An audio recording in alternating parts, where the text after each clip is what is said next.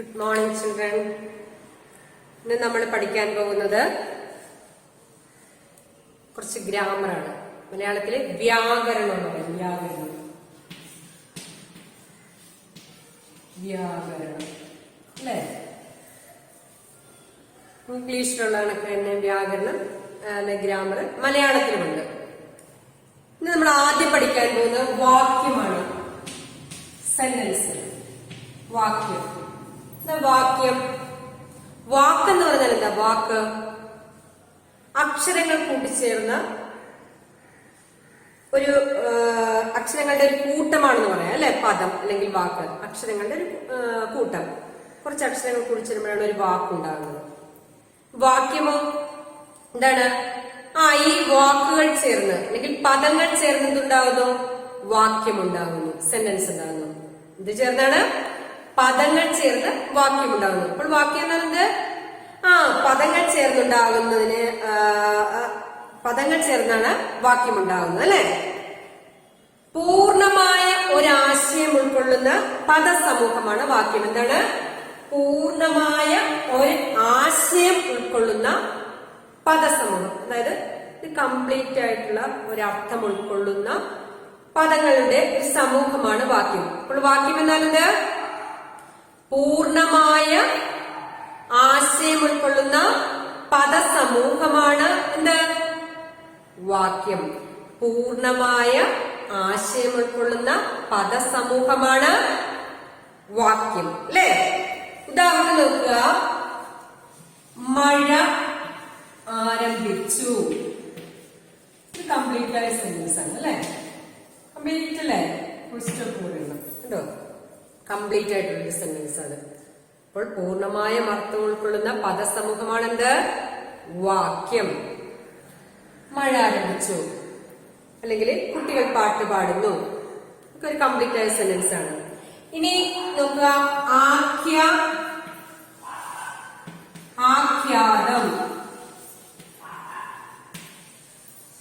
ആഖ്യ എന്ന് പറയുന്നത് എന്താണ്? ആരെ അല്ലെങ്കിൽ എന്തിനെ കുറിച്ച് ഒരു വാക്യത്തിൽ ആരെ അല്ലെങ്കിൽ എന്തിനെ കുറിച്ച് പറയുന്നു അതാണ് ആഖ്യ. എന്താണ്? ആരെ അല്ലെങ്കിൽ എന്തിനെ കുറിച്ച് പറയുന്നുവോ അതാണ് ആഖ്യ. അപ്പോൾ ആഖ്യാതം എന്തായിരിക്കും? ആഖ്യാതം ആഖ്യയെ കുറിച്ച് എന്താണ് എന്ത് പറയുന്നുവോ അതാണ് ആഖ്യാതം. വാക്യം എന്ന് പറയുന്ന പൂർണ്ണമായ ആശയം ഉൾക്കൊള്ളുന്ന പദസമൂഹമാണ് വാക്യം അല്ലെ? വാക്യത്തിൽ ആഖ്യ ഉണ്ടായിരിക്കും, പിന്നെ എന്തുണ്ടായിരിക്കും? ആഖ്യാതം ഉണ്ടായിരിക്കും. ആരെ അല്ലെങ്കിൽ എന്തിനെ കുറിച്ച് പറയുന്നുവോ അതെന്താണ്? ആഖ്യ. ഇനി ആഖ്യയെ കുറിച്ച് എന്ത് പറയുന്നുവോ അതാണെന്ത്? ആഖ്യാതം. ഇവിടെ മാവ് പൂത്തു എന്നതിൽ ആരെ കുറിച്ച് അല്ലെങ്കിൽ എന്തിനെ കുറിച്ചാണ് പറഞ്ഞിരിക്കുന്നത്? മാവിനെ കുറിച്ച് അല്ലെ? അപ്പോൾ മാവ് എന്ന് പറയുന്നത് എന്താണ്? ആഖ്യ. ഇനി ആഖ്യ എന്ന് പറയുന്ന മാവിനെ കുറിച്ച് നമ്മൾ എന്താണ് പറഞ്ഞിരിക്കുന്നത്? പൂത്തു എന്ന്. അതാണ് ആഖ്യാതം. അപ്പോൾ ആരെ അല്ലെങ്കിൽ എന്തിനെ കുറിച്ച് പറയുന്നുവോ അത് ആഖ്യ. ആഖ്യയെ കുറിച്ച് നമ്മൾ എന്താണ് പറയുന്നത്? ആഖ്യാതം. അപ്പോൾ പൂർണമായ ഒരു ആശയം ഉൾക്കൊള്ളുന്ന പദസമൂഹമാണ് വാക്യം. വാക്യത്തിൽ ഒരു ആഖ്യ ഉണ്ടായിരിക്കും, ആഖ്യാതം ഉണ്ടായിരിക്കും. ആരെ അല്ലെങ്കിൽ എന്തിനെ കുറിച്ച് പറയുന്നു അത് ആഖ്യ. ആഖ്യയെ കുറിച്ച് നമ്മൾ എന്തു പറയുന്നു അത് ആഖ്യാതം. വ്യായാമം ചെയ്തു. ഇതിലേതാണ് ആഖ്യ? എന്തിനെ കുറിച്ചാണ് വാക്യത്തിൽ പറഞ്ഞിരിക്കുന്നത്? എന്തിനെ കുറിച്ചാണ് പറഞ്ഞിരിക്കുന്നത്? വ്യായാമത്തെ കുറിച്ച്. അപ്പോൾ വ്യായാമം ഇതിൽ എന്താണ്? ആഖ്യാണ് അല്ലെ? വ്യായാമം ആഖ്യ. ഇനി ഇതിൽ ആഖ്യാതം ഏതായിരിക്കും? അപ്പം ആഖ്യയെ കുറിച്ച് നമ്മൾ എന്താ പറഞ്ഞിരിക്കുന്നത്? ചെയ്തു എന്ന് പറഞ്ഞിരിക്കുന്നു അല്ലെ? അപ്പോൾ ചെയ്തു എന്നുള്ളതാണ് ഇതിലേത്? ആഖ്യാതം. ഇത് ആഖ്യ, ഇത് ആഖ്യാതം. മനസ്സിലായോ? പൂർണമായ ആശയം ഉൾക്കൊള്ളുന്ന പദസമൂഹമാണ് വാക്യം. കംപ്ലീറ്റ് ആയിട്ടുള്ള സെന്റൻസ്. ഇനി വാക്യത്തിൽ ആഖ്യ, ആഖ്യാത എന്നിവ ഉണ്ടായിരിക്കും. ആരെ അല്ലെങ്കിൽ എന്തിനെ കുറിച്ച് പറയുന്നുവോ അത് ആഖ്യ. ആഖ്യയെ കുറിച്ച് നമ്മൾ എന്ത് പറയുന്നുവോ അത് ആഖ്യാതം. മനസ്സിലായോ? വീണ വായിക്കുന്നു. വീണ എന്ന് പറഞ്ഞൊരു പേരാ പറഞ്ഞിരിക്കുന്നത് അല്ലെ. അല്ലെങ്കിൽ രാമൻ വായിക്കുന്നു. രാമൻ എന്ന് പറയുന്നത് ഇവിടെ ആരാണ്? ആരെ കുറിച്ച് പറഞ്ഞിരിക്കുന്നത്? രാമനെ കുറിച്ച്. അതുകൊണ്ട് തന്നെ രാമൻ ആരാണ്? ആഖ്യ. ഇനി വായിക്കുന്നു എന്നുള്ളത് എന്താണ്? ആഖ്യയെ കുറിച്ച്, അതായത് രാമനെ കുറിച്ച് നമ്മൾ പറഞ്ഞിരിക്കുന്നത് രാമൻ വായിക്കുന്നു എന്നാണ് അല്ലെ. അപ്പോൾ ആഖ്യയെ കുറിച്ച് എന്താണ് പറഞ്ഞിരിക്കുന്നത്? വായിക്കുന്നു എന്നതാണ് ആഖ്യാതം. രണ്ട് കാര്യങ്ങൾ പഠിച്ചു. പൂർണ്ണമായ ആശയം ഉൾക്കൊള്ളുന്ന പദസമൂഹമാണ് വാക്യം. അതിൽ ആഖ്യാതം എന്നിവ ഉണ്ടായിരിക്കും. ആരെ അല്ലെങ്കിൽ എന്തിനെ കുറിച്ച് പറയുന്നു അത് ആഖ്യ. ആഖ്യയെ കുറിച്ച് എന്ത് പറയുന്നു അത് ആഖ്യാതം. ഇത്രയും മനസ്സിലായോ നന്നായിട്ട്? വാക്യം എന്നാൽ എന്ത്, ആഖ്യ എന്നാൽ എന്ത്, ആഖ്യാതം എന്നാൽ എന്ത്, ഈ മൂന്ന് കാര്യങ്ങളാണ് പഠിച്ചത്. മനസ്സിലായോ? മനസ്സിലായല്ലോ? പൂർണ്ണമായും ആശയം ഉൾക്കൊള്ളുന്ന പദസമൂഹമാണ്, പദങ്ങളുടെ കൂട്ടമാണ് വാക്യം. വാക്യത്തിൽ ആഖ്യ, ആഖ്യാതം എന്നിവ ഉണ്ടായിരിക്കും അല്ലെ. ആരെ അല്ലെങ്കിൽ എന്തിനെ കുറിച്ച് പറയുന്നു അത് ആഖ്യ.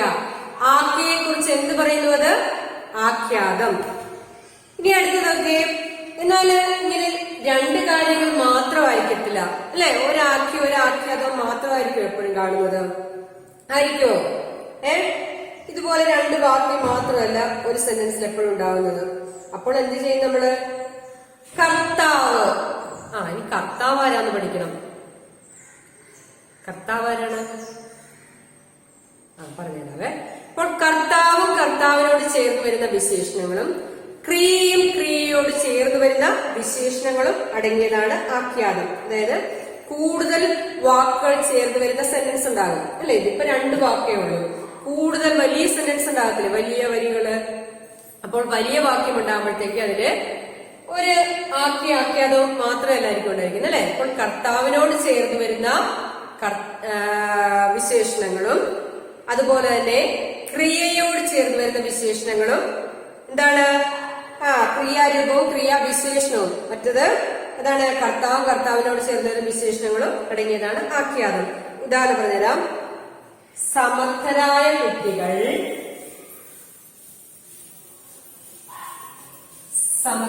കുട്ടികൾ കാര്യം വേഗം മനസ്സിലാക്കും. നോക്കുക, സമർത്ഥരായ കുട്ടികൾ. ഇങ്ങോട്ട് മാറ്റി അല്ലെങ്കിൽ എങ്ങനെയൊക്കെ തികട്ടില്ല, മനസ്സിലാക്കി. സമർത്ഥരായ കുട്ടികൾ കാര്യം വേഗം മനസ്സിലാക്കും. കാര്യം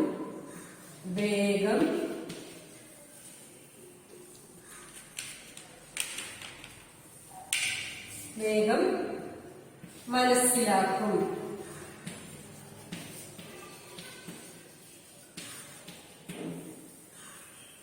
ഇവിടെ നോക്കുക, ഇവിടെ കർത്താവ്, അതായത് പ്രവൃത്തി ചെയ്യുന്ന ആള്, ആക്ഷൻ ചെയ്യുന്ന ആളാണ് കർത്താവ്. പ്രവൃത്തി ചെയ്യുന്ന ആളെ കുറിക്കാൻ കർത്താവും, പ്രവൃത്തിയെ കുറിക്കുന്നത് ക്രിയ, കർത്താവ് ചെയ്യുന്ന പ്രവൃത്തിയുടെ ഫലം അനുഭവിക്കുന്നത് കർമ്മം. കർത്താവ്, കർമ്മം, ക്രിയ. അടുത്ത നിങ്ങൾക്ക് പഠിക്കാനുള്ള അതാണ്. അപ്പോൾ ഇവിടെ നോക്കുക, ഇവിടുത്തെ കർത്താവ് എന്ന് പറയുന്നത് കുട്ടികളാണ്. കുട്ടികളെ എങ്ങനെ വിശേഷിപ്പിച്ചിരിക്കുന്നത്? സമർത്ഥരായ കുട്ടികൾ എന്നാണ് വിശേഷിപ്പിച്ചിരിക്കുന്നത് അല്ലെ. കുട്ടികൾ എന്ന് പറയുന്ന കർത്താവിനെ വിശേഷിപ്പിച്ചിരിക്കുന്നത് എങ്ങനെയാണ്? ആക്ഷൻ ചെയ്യുന്ന ആൾക്കാരുടെ കുട്ടികൾ, അതാണ് കർത്താവ്. ആക്ഷൻ ആരാണോ ചെയ്യുന്നത്, പ്രവൃത്തി ആരാണോ ചെയ്യുന്നതാണ് കർത്താവ്. അപ്പോൾ പ്രവൃത്തി കുട്ടികൾ എങ്ങനെയുള്ള കുട്ടികളാണ്? സമർത്ഥരായ. കുട്ടികളെ വിശേഷിപ്പിച്ചിരിക്കുന്ന സമർത്ഥരായ എന്ന വാക്കുകൊണ്ടാണ് അല്ലെ. ഇതാണ് കർത്താവും കർത്താവിനോട് ചേർന്ന വിശേഷണം എന്ന് പറയുന്നത്. ഇവിടെ കർത്താവിനോട് ചേർന്ന വിശേഷണമാണ് സമർത്ഥരായ കർത്താവിന് അല്ലെ. കർത്താവ് വിശേഷണം.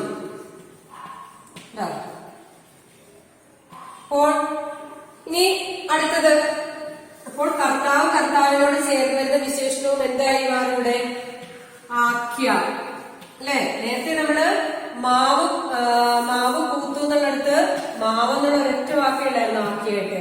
ഇവിടെ കുട്ടികൾ എന്നുള്ള വാക്കിനോട് കൂടി അതിന് വിശേഷണം സമർത്ഥരായ എന്നുള്ള വാക്കുകൂടി ചേർന്നിട്ടുണ്ട്. അപ്പോൾ എങ്ങനെയാണ് വലിയ സെന്റൻസിൽ നമ്മൾ ആക്കിയ ആഖ്യാതവും എഴുതുന്നത് കേട്ടോ. ഇതില് സമർത്ഥരായ കുട്ടികൾക്ക് മുഴുവനും ആക്കിയാണ്, അതായത് കർത്താവും കർത്താവിനോട് ചേർന്ന് വരുന്ന വിശേഷണവും. ഇവിടെ നോക്കുക, ഇവിടുത്തെ ആഖ്യാതം എന്ന് പറയുന്നത് കുട്ടികൾ മനസ്സിലാക്കുക എന്നുള്ളതാണ് ഇവിടുത്തെ ആഖ്യാതം അല്ലെ. പക്ഷെ ഇത് വലിയ സെന്റൻസ് ആയിട്ട് ബാക്കി ഭാഗം കിടപ്പുണ്ട്. അപ്പോൾ ഈ ക്രിയ മനസ്സിലാക്കുക എന്നുള്ള ഒരു പ്രവൃത്തിയാണ് അല്ലെ, ആക്ഷനാണ്. അപ്പോൾ ആ ക്രിയയോട് ചേർന്ന് വരുന്ന ക്രിയാവിശേഷണമാണ്. എങ്ങനെ മനസ്സിലാക്കും എന്നാണ് കാര്യം, വേഗം മനസ്സിലാക്കും അല്ലെ. അപ്പോൾ ക്രിയാവിശേഷണവും എന്ന് പറയുന്നത് കാര്യം വേഗം എന്നതാണ്. ക്രിയാവിശേഷണം ക്രിയ. അപ്പൊ മനസ്സിലായോ? വലിയ സെന്റൻസ് ആണെങ്കിൽ വലിയ വാക്യത്തിൽ കർത്താവും കർത്താവിനോട് ചേർന്ന് വരുന്ന വിശേഷണവും ആഖ്യായിട്ട് വരും. അതുപോലെ തന്നെ ക്രിയയും ക്രിയാവിശേഷണവും എന്തായിട്ട് മാറും, ആഖ്യാതമായിട്ട് മാറും. ആദ്യം ആഖ്യ എന്താണെന്ന് അറിയണം. ആഖ്യ എന്താണ്? ആരെ അല്ലെങ്കിൽ എന്തിനെ കുറിച്ച് പറയുന്നു അത് ആഖ്യ. ആഖ്യയെ വിശേഷിപ്പിക്കുന്നത് എങ്ങനെയാണോ നമ്മൾ വിശേഷിപ്പിക്കുന്നത് അതാണ് ആഖ്യാതം. ഇത് രണ്ടും നന്നായിട്ട് മനസ്സിലാക്കണം. അതിനുശേഷമാണ് മനസ്സിലാക്കേണ്ടത് ചെറിയ സെന്റൻസ് ആയിട്ട് മാവ് കൂത്തു വ്യായാമം ചെയ്ത് 2 വാക്കുകളേ ഉള്ളൂ. അപ്പോൾ അതിൽ ആഖ്യയും ആഖ്യാതവും കണ്ടെത്താനായിട്ട് നമുക്ക് പ്രയാസമില്ല. പക്ഷെ വലിയ സെന്റൻസ് ആണ്, വലിയ വാക്യമാണെങ്കിൽ എന്താണ്, നിങ്ങൾക്കൊരു കൺഫ്യൂഷൻ ഉണ്ടാവും. അയ്യോ ഇതെന്താണ്, ഇതിനകത്ത് ബാക്കി ഭാഗം എന്ത് ചെയ്യുമെന്ന് അല്ലെ. അപ്പോൾ അതിനാണ് നമ്മൾ ചെയ്യേണ്ടത്, ആക്ഷൻ ചെയ്യുന്ന ആളാണ് അവിടുത്തെ ആഖ്യ. അപ്പോൾ അതും അതുപോലെ തന്നെ എങ്ങനെയാണ് ആ ആക്ഷൻ ചെയ്യുന്ന ആളെ എങ്ങനെയാണ് വിശേഷിപ്പിച്ചിരിക്കുന്നത്, പ്രവൃത്തി ചെയ്യുന്ന ആളെ എങ്ങനെയാണ് വിശേഷിപ്പിച്ചിരിക്കുന്നത്, ഇത് രണ്ടും കൂടെ ചേർന്നാണ് അവിടുത്തെ ആഖ്യ എന്ന് പറയുന്നത്. അതുപോലെ തന്നെ ക്രിയ, പ്രവൃത്തി, ആക്ഷൻ, അതാണ് അവിടുത്തെ ആഖ്യാതം എന്ന് പറയുന്നത് അല്ലെ. കർത്താവ് ചെയ്യുന്ന പ്രവൃത്തിയാണ് ആഖ്യ, എന്താണോ ചെയ്യുന്നതാണ് ആഖ്യാതം അല്ലെ. ഇവിടെ മനസ്സിലാക്കുക എന്നുള്ള പ്രവൃത്തിയാണ് ചെയ്തിരിക്കുന്നത്, അതിവിടെ ആഖ്യാതമാണ്. ബാക്കി വരുന്ന ഭാഗങ്ങളുടെ ഈ ക്രിയയുടെ വിശേഷമാണ്, ക്രിയയെ വിശേഷിപ്പിച്ചിരിക്കുന്നതാണ്. മനസ്സിലാക്കുന്നത് എങ്ങനെയാണ് മനസ്സിലാക്കുന്നത്, വേഗം മനസ്സിലാക്കും, അതാണ് ആ ക്രിയാവിശേഷണം അല്ലെ. അപ്പോൾ ക്രിയാവിശേഷണം ആഖ്യാതമായിട്ട് വരും. അപ്പോൾ വലിയ സെന്റൻസിൽ വലിയ വാക്യത്തിൽ എങ്ങനെയാണ് കർത്താവും കർത്താവിനെ വിശേഷിപ്പിക്കുന്നതും ആഖ്യായിട്ട് വരും, ക്രിയയും ക്രിയാവിശേഷണവും എന്തായിട്ട് മാറും, ആഖ്യാതമായിട്ട് മാറും. മനസ്സിലായ എല്ലാവർക്കും? അപ്പോൾ നമ്മൾ വാക്യം എന്താന്ന് പഠിച്ചു. എന്താണ് വാക്യം? എന്താണ്? പൂർണമായ ആശയം ഉൾക്കൊള്ളുന്ന പദസമൂഹമാണ് വാക്യം. ഇതൊരു കംപ്ലീറ്റ് ആയിട്ടുള്ള ഒരു സെന്റൻസ് എന്ന് പറയുന്നത് അതാണ്. അടുത്തത് നമ്മൾ ആഖ്യ പഠിച്ചു. എന്താണ് ആഖ്യം? ആരെ അല്ലെങ്കിൽ എന്തിനെ കുറിച്ച് പറയുന്നു അത് ആഖ്യ. ഇനി എന്താണ് ആഖ്യാതം? ആഖ്യയെ കുറിച്ച് എന്ത് പറയുന്നുവോ, നമ്മൾ എന്താണോ അതിനെ വിശേഷിപ്പിക്കുന്നതാണ് ആഖ്യാതം. അപ്പോൾ നിങ്ങൾക്ക് സ്വാഭാവികമായിട്ട് സംശയം ഉണ്ടാവും, വലിയ സെന്റൻസിൽ ബാക്കിയുള്ള വാക്കുകൾ നമ്മൾ എന്ത് ചെയ്യും, വെറുതെ കളയുമെന്ന് ചോദിക്കും അല്ലെ. അപ്പോൾ അതിന് ഉത്തരം എന്താണ് ആക്ഷൻ ചെയ്യുന്ന ആളെ നമ്മൾ ആഖ്യ എന്ന് പറയുന്നത് അല്ലെ. ആരെ അല്ലെങ്കിൽ എന്തിനെ കുറിച്ച് പറയുന്നു ആഖ്യ. ആ ആഖ്യ നമ്മൾ എങ്ങനെയാണ് വിശേഷിപ്പിച്ചത്, ആ കർത്താവിനെ നമ്മൾ എങ്ങനെയാണ് വിശേഷിപ്പിച്ചത്, അതാണ് ആഖ്യ. അത് കംപ്ലീറ്റ് ആയിട്ട് പറയണം. അവിടെ കർത്താവും കർത്താവിന്റെ വിശേഷണവും ആഖ്യയായിട്ട് വരും.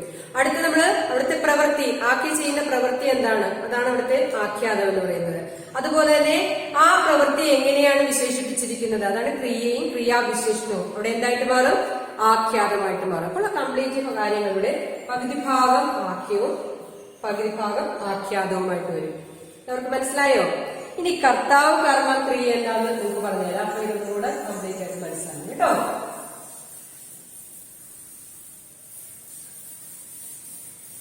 നോക്കുക, കർത്താവ്,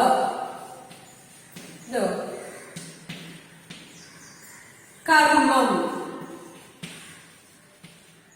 ക്രിയ ഉണ്ടോ? കർത്താവ്, കർമ്മം, ക്രിയ, ഇത്രയും കാര്യങ്ങളാണ് വാക്യത്തിന്റെ സാധാരണമായൊരു പദക്രമം എന്ന് പറയുന്നത്. പ്രവൃത്തി ചെയ്യുന്ന ആളെ എന്ത് പറയുന്നു, കർത്താവ്. പ്രവൃത്തി ചെയ്യുന്ന ആൾ.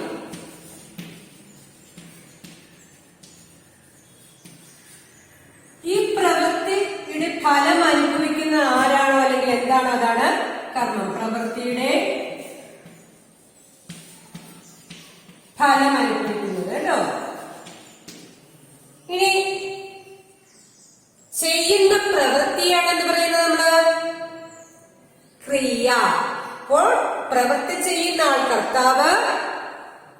പ്രവൃത്തിയുടെ ഫലം അനുഭവിക്കുന്നത് ആരല്ലെങ്കിൽ എന്താണ്? അത് കർമ്മം. ചെയ്യുന്ന പ്രവൃത്തിയാണ് നമ്മൾ എന്ത് പറയുന്നത്? ക്രിയ. മനസ്സിലായോ? കർത്താവ്, കർമ്മം, ക്രിയ. പ്രവൃത്തി ചെയ്യുന്ന ആള് കർത്താവ്, പ്രവൃത്തിയുടെ ഫലം അനുഭവിക്കുന്നത് എന്താണോ അത് കർമ്മം. ഇനി പ്രവൃത്തിയെ കുറിക്കുന്ന പദമാണ് ക്രിയ. പ്രവൃത്തി. ഇത്രയും മനസ്സിലായോ? കർത്താവ്, കർമ്മം, ക്രിയ. നേരത്തെ നമ്മൾ പഠിച്ചത് എന്തായിരുന്നു? ആഖ്യാഘാതം. ഇതിലെ ആഖ്യാതം, ക്രിയാവിശേഷണവും കർത്താവിന്റെ വിശേഷണവും ഒക്കെ പറയുമ്പോൾ നിങ്ങൾ ആലോചിച്ചാൽ എന്താണ് കർത്താവ് എന്നൊക്കെ നിങ്ങൾക്ക് ഒരു സംശയം തോന്നിക്കണം. കർത്താവ് എന്ന് പറയുന്ന ഇത്രയാണ് ആക്ഷൻ ചെയ്യുന്ന ആള് ആരാണോ അതാണ് കർത്താവ്. ഇനി ആക്ഷന്റെ ഫലം അനുഭവിക്കുന്ന ആരാണ്? നോക്കുക, രാവണൻ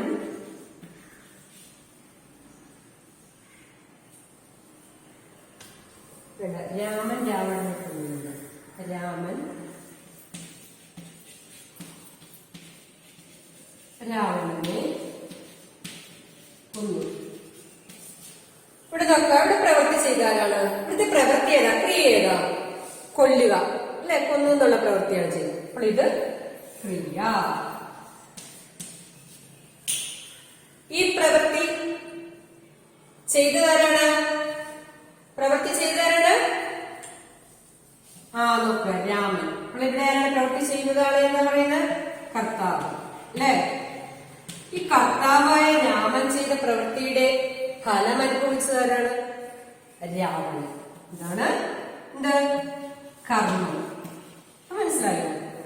കർത്താവ്, കർമ്മം, ക്രിയ. ഒരു പ്രവൃത്തി ചെയ്യുന്നവർ, ഒരു ആക്ഷൻ ചെയ്യുന്ന ആളാണ് കർത്താവ്. ആ ആക്ഷൻ ചെയ്യുന്ന ആളുടെ ആ പ്രവൃത്തിയുടെ ഫലമായിട്ട് ഫലം അനുഭവിക്കുന്നത് അതിനെ നമ്മൾ കർമ്മം എന്ന് പറയും. ആ പ്രവൃത്തി എന്ന് പറയും ക്രിയ. ഈ മൂന്ന് കാര്യങ്ങളാണ് ഒരു സാധാരണമായിട്ട് ഒരു പദക്രമം എന്ന് പറയുന്നത്. ഇപ്പൊ വാക്ക് ഒരു സെന്റൻസ് ഉണ്ടാകുന്ന ആ പദത്തിന്റെ ഓർഡർ അങ്ങനെയാണ് കേട്ടോ. ഇവിടെ നോക്കുക, പോലീസ് ടെക്സ്റ്റ് ബുക്കിലുള്ള ഇതിൽ നോക്കിയേ, കർത്താവ് പ്രവൃത്തി ചെയ്യുന്ന ആളോ വസ്തുവാണ് കർത്താവ്. ഉദാഹരണം തന്നിട്ടുണ്ട്, കുട്ടി പുസ്തകം വായിക്കുന്നു. അതിലേതാണ്? കർത്താവ് ആരാണ്? ആരാ പുസ്തകം വായിക്കുന്നത്? വായിക്കുക എന്നുള്ള പ്രവൃത്തി ചെയ്യുന്ന ആരാണ്? കുട്ടി. അപ്പോൾ അവിടെ കുട്ടിയാണ് ഇവിടെ കർത്താവ് അല്ലെ. ഇനി അടുത്ത് നോക്കിയേ, ക്രിയ. പ്രവൃത്തിയെ കുറിക്കുന്ന പദമാണ് ക്രിയ. കുട്ടി പുസ്തകം വായിക്കുന്നു. അപ്പോൾ കുട്ടി ചെയ്യുന്ന പ്രവൃത്തി എന്താണ്? വായിക്കുന്നു എന്നുള്ള പ്രവൃത്തിയാണ് ചെയ്യുന്നത് അല്ലെ. അതാണ് ഇവിടുത്തെ ക്രിയ. ഇനി കർത്താവ് ചെയ്യുന്ന പ്രവൃത്തിയുടെ ഫലം അനുഭവിക്കുന്ന ആളല്ലെങ്കിൽ വസ്തുവാണ് കർമ്മം. കുട്ടി പുസ്തകം വായിക്കുന്നു. കുട്ടി കർത്താവ്, വായിക്കുന്നു ക്രിയ. ഇനി അതിന്റെ ഫലം അനുഭവിക്കുന്നവരാണ് പുസ്തകം. അപ്പോൾ പുസ്തകമാണ് അവിടെ എന്ത്? ഏതാ? കർമ്മം. അതായത് കർത്താവ് ചെയ്യുന്ന പ്രവൃത്തി വായിക്കുന്നു എന്നാണ്. ആരെ അല്ലെങ്കിൽ എന്തിനെ വായിക്കുന്നു എന്ന ചോദ്യത്തിന്റെ ഉത്തരം പുസ്തകത്തെ എന്നാണ് അല്ലെ. ആരെ വായിക്കുന്നു നമ്മൾ ചോദിക്കും അല്ലെ, എന്ത് വായിക്കുന്നു എന്ന് ചോദിക്കും അല്ലെ. അപ്പൊ നമുക്ക് പുസ്തകം വായിക്കുന്നു ഉത്തരം കിട്ടി. അതാണ് ആ വാക്യത്തിലെ കർമ്മം എന്ന് പറയുന്നത്. നിങ്ങൾക്ക് ഒത്തിരിയായ കൺഫ്യൂഷൻ ഇത്ര മനസ്സിലാക്കിയത്. പ്രവൃത്തി ചെയ്യുന്ന ആൾ കർത്താവ്, പ്രവൃത്തിയെ കുറിക്കുന്ന പദം ക്രിയ, പ്രവൃത്തിയുടെ ഫലം അനുഭവിക്കുന്നത് കർമ്മം. നിങ്ങളുടെ ടെക്സ്റ്റ് ബുക്കിൽ കുറച്ച് ഉദാഹരണം തന്നിട്ടുള്ളത് നോക്കിക്കുന്നു. പോലീസ് കള്ളനെ പിടിച്ചു. ആരാണ് കള്ളനെ പിടിച്ചത്? സാധാരണ പോലീസ് അല്ലേ.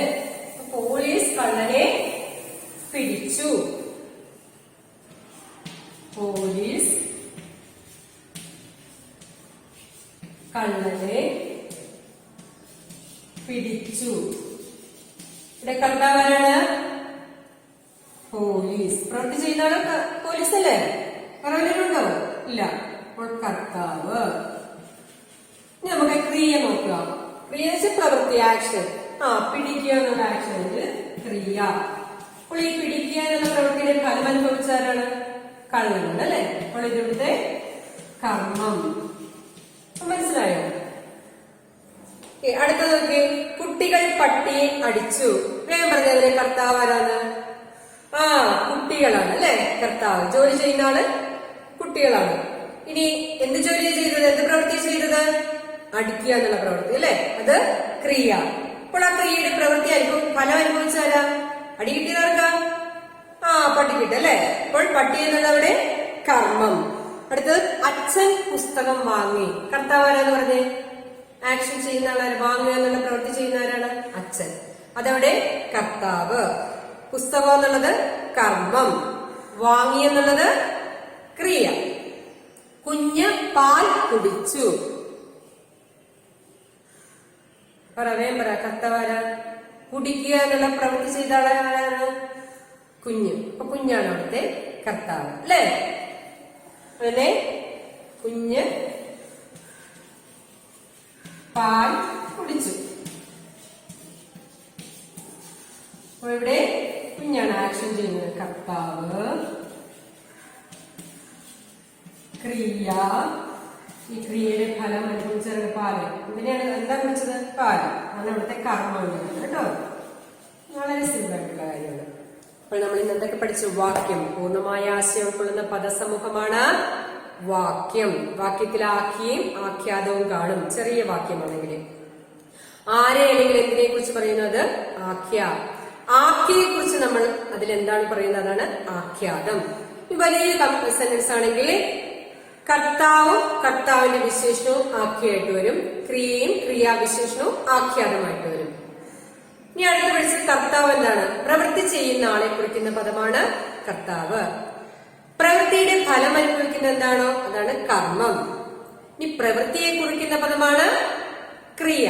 ഇത്രയും കാര്യങ്ങളാണ് പഠിച്ചത്. വാക്യം, ആഖ്യ, ആഖ്യാതം, കർത്താവ്, കർമ്മം, ക്രിയ. മനസ്സിലായോ?